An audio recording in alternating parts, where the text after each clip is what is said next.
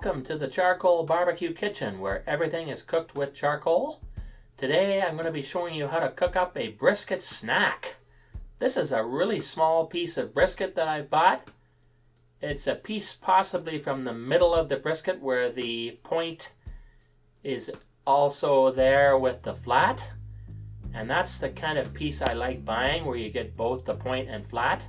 I've trimmed off some of the fat cap. I only like a very thin amount on the top. The fat in between will render, and we'll see that later. I'm using today a modified Joe Carroll rub that I place on the brisket. I have the recipe below.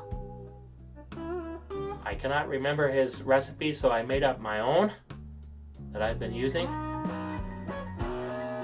We've got the smoker coming up to 250 degrees.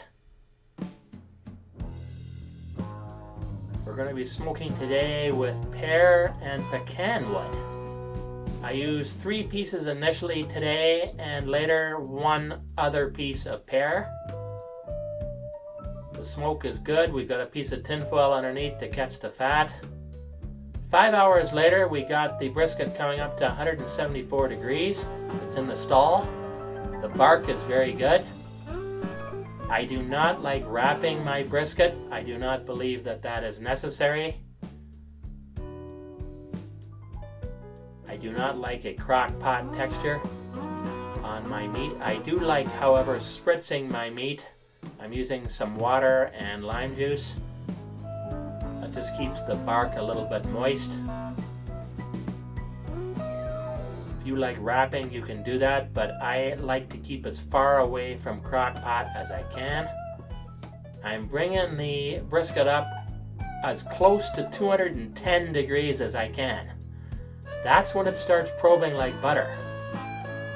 If you're pulling it at 200 degrees, it's too soon in my experience.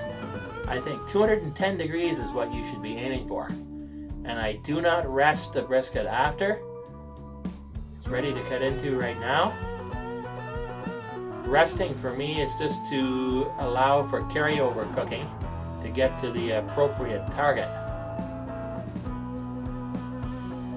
Now you can see when I cut into this that it's just an amazing juiciness inside of this. The fat in between, or the collagen in between, is rendered beautifully. The juices are just pouring out of this thing. Very, very tender.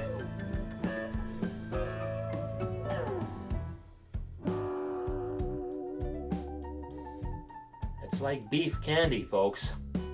But I don't want to cook so much that I have to eat this for the next 5 weeks. I got so many other pieces of meat on the menu. So that's why I think that people should consider cooking just a small piece of brisket. You don't need to cook up a huge one, folks.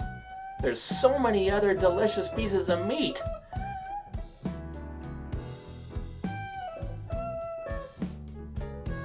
We're going to have a sandwich today. Instead of a burger, we're going to have some brisket.